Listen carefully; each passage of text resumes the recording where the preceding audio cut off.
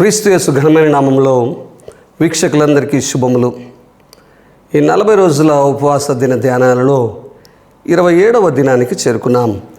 27వ దిన ధ్యానాంశము నిరపరాధి.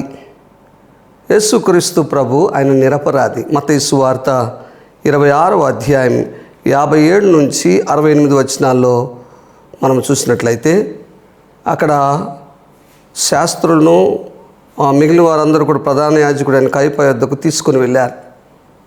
అందరూ కూడా యేసుక్రీస్తు ప్రభుని కయప దగ్గరికి తీసుకొని వెళ్ళినప్పుడు అక్కడ సాక్ష్యాల గురించి వెతుకుతూ ఉన్నారు.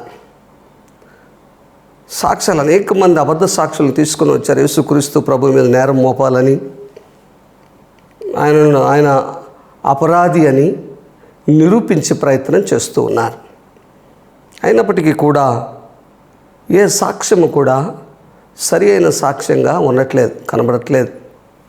అనేక మంది అనేక ప్రయత్నాలు చేస్తున్నప్పుడు కూడా ఆ సాక్ష్యము అసంబద్ధమైన సాక్ష్యాలుగా కనబడుతూ ఉన్నాయి.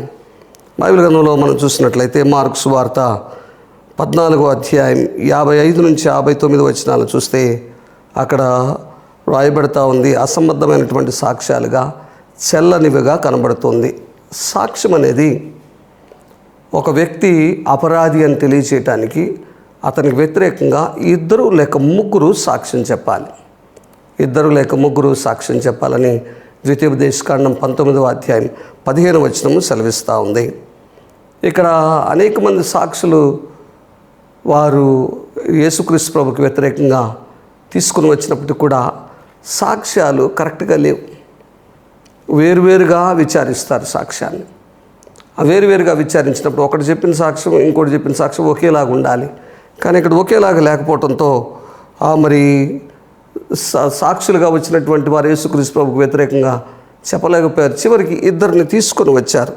ఆ 2 కూడా చెప్పినటువంటి సాక్ష్యము మత్తయి సువార్త 26వ అధ్యాయం 61 నుంచి 63 వచనాలు చూస్తే వారిద్దరు కూడా ప్రభు చెప్పినటువంటి మాటని జ్ఞాపకం చేస్తున్నారు. ఏమని చెప్పారంటే, ఈ దేవాలయం పడగొడితే 3 రోజుల్లో 3వ దినాన్ని మరలా తిరిగి లేపుతానని యేసుక్రీస్తు ప్రభువారు చెప్పారని వారు సాక్ష్యం చెప్పారు. కానీ యేసుక్రీస్తు ప్రభువారు చెప్పినటువంటి దేవాలయము భౌతికపరమైన మరి హస్తకృత్యాలతో చేసినటువంటి దేవాలయం గురించి చెప్పలేదు. కానీ యేసుక్రీస్తు ప్రభు తాను మరణించబోతున్నాను, 3వ దినాన్ని తిరిగి లేస్తానని ప్రభు చెప్తూ ఉన్నాను. అయితే యేసుక్రీస్తు ప్రభు దేవుని కుమారుడిగా చెప్తూ వచ్చారు. అక్కడ యూదులు ఆ మాటను తప్పుగా తీసుకున్నారు. మందిరాన్ని 40 సంవత్సరాలు మేము కట్టినటువంటి మందిరాన్ని మందిరం పడగొట్టబడిన తర్వాత 3 రోజుల్లో నువ్వు ఎట్లా కడతావు, నువ్వు మెస్సియా కాదు అని అక్కడ వారు చెప్తున్నారు. యూదులు యేసుక్రీస్తు ప్రభుని మెస్సియాగా అంగీకరించకపోవటానికి గల కారణం ఏంటి అంటే 2 సమూయేలు గ్రంథం 7వ అధ్యాయం 13-14 వచనాల్లో నిత్యము ఏలేటువంటి రాజు, మరి మెస్సియా అంటే నిత్యము ఏలేటటువంటి రాజు దావీదు పట్టణం నుంచి వస్తాడు, దావీదు వంశము నుంచి వస్తాడని అక్కడ ప్రవచించబడింది. జకర్యా గ్రంథం 6వ అధ్యాయం 12వ వచనం కూడా తెలియచేస్తూ ఉంది.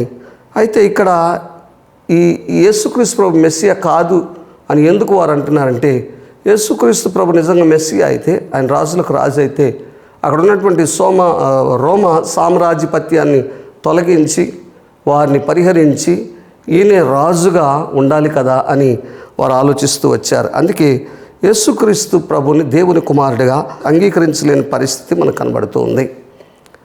2వ కీర్తనలో దేవుని కుమారుడు ఏ విధంగా ఉంటాడు అక్కడ రాయబడుతూ ఉంది. మెస్సియాని గురించి రాయబడినటువంటి ఆ కీర్తన, మరి ఆ కీర్తనకు సంబంధించిన వాడు యేసుక్రీస్తు ప్రభు అని వారు గుర్తించలేని స్థితిలో ఉన్నారు.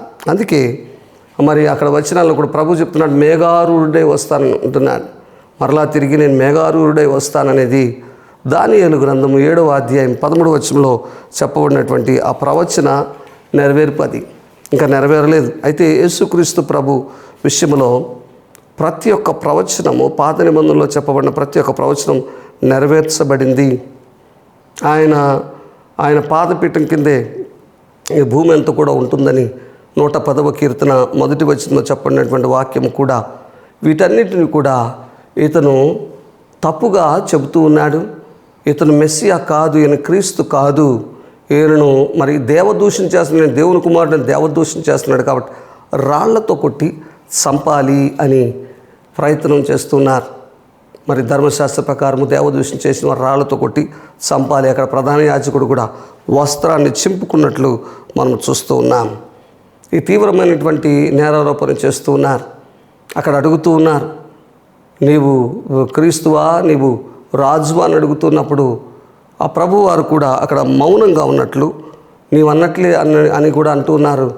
కానీ అతను తన కేసును వాదించుకోవడానికి ఇష్టపడలేదు. ప్రభు నిరపరాధే కానీ అపరాధిగా అక్కడ నిలబడుతున్నాడు. కారణము నీ కొరకు, నా కొరకు.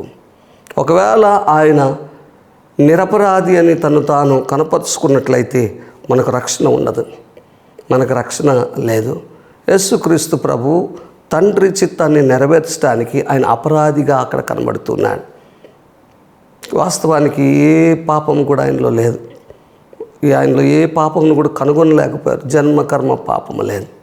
ఈ రోజున మన జీవితాల్లో కూడా చాలాసార్లు మనం తప్పు చేయకపోయినా తప్పు చేసామని అనేక మంది నిందలు వేస్తున్నారు. నేటి దినాలలో క్రీస్తు బిడలుగా జీవించడం చాలా కష్టతరమైపోతుంది. అయినప్పటికీ కూడా మనము ఈ భూమి మీద మన ప్రాణం తీస్తే, ఇక్కడ కన్ను మూస్తే ప్రభు దగ్గర కన్ను తెరుస్తాం.